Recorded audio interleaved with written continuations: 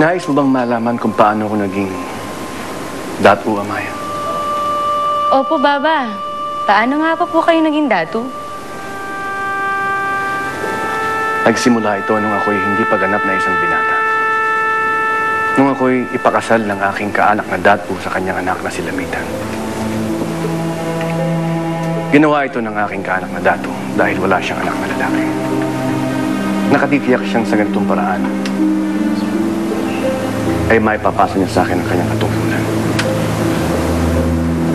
Wala akong nagawa kundi sundin siya. Kahit mayroon na akong iniibig na iba. Nagsama kami na Lamitan ng maraming taon. Nawala akong nararamdaman ng mahal sa kanya. Ngunit sa ganun ay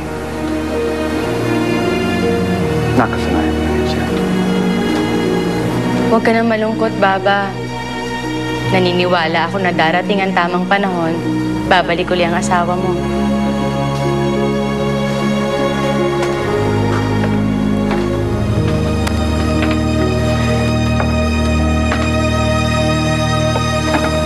Walang kinalaman si Lamitan kung bakit ito binabahagi sa'yo, anak.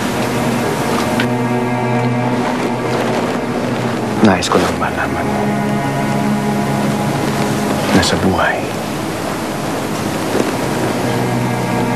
may mga kailangan tayong gawin na hindi mo ibig. Alang-alang sa ikabubuti ng marami. Kahit na ang katumbas nito'y iwan mo ang isang bagay o isang taong mahalaga sa'yo. Palagi mo itong tatandaan na lang. Oo, Baba. Hindi ko kakalimutan ang sinabi mo.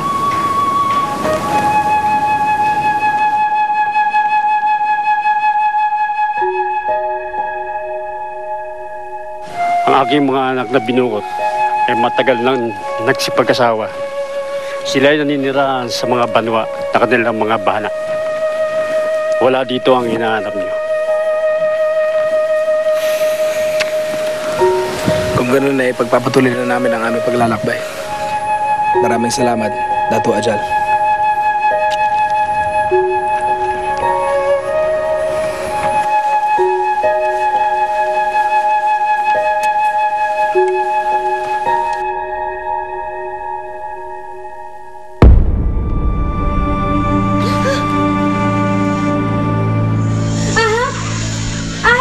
Imulat mo mga mata mo!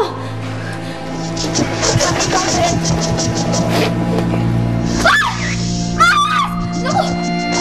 Bay! Huwag kang gagalaw! Baka kamatulaw! Sandali lang! Kuha ko ng pamukpok, ha? Huwag kang kikilos! Sandali lang!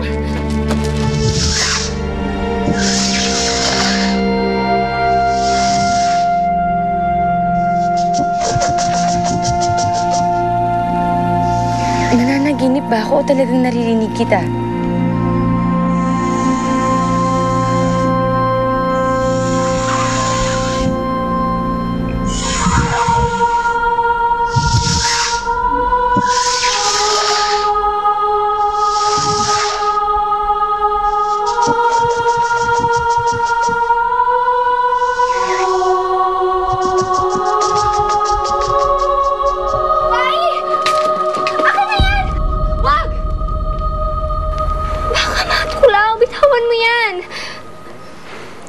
Hindi mo siya maaaring masaktan.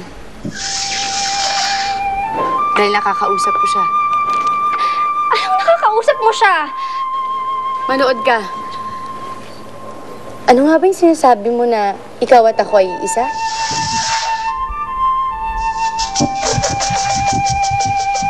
Anong sinasabi mo wala ng panahon para sabihin mo sa akin? Baik, bakit ka nagsasalitang mag-isa? Eh, hindi mo pa narinig kung anong sinasabi ng ahas? Hindi, bitawan mo yan! Matutuklaw ka!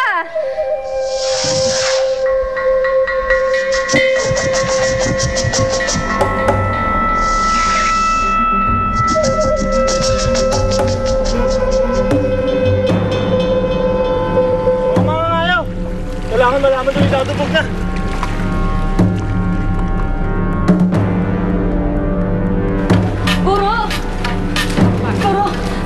Tawagin niyo si Baba. Kailangan natin tumakas dito. Binayaan, si Umbong Marikit. Amaya, hindi kita maunawaan. Bakit kailangan natin umalis? Hindi tayo maaaring umalis, bahay, Amaya. Dito ka lang. Ngunit guro, may nakausap ako isang ahas. May babalasong binigay sa akin.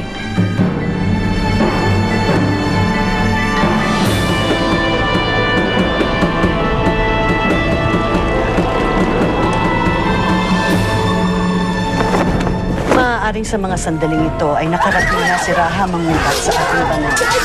Tutuo ka ng mga taong maghihimagsik at lalaban sa akin.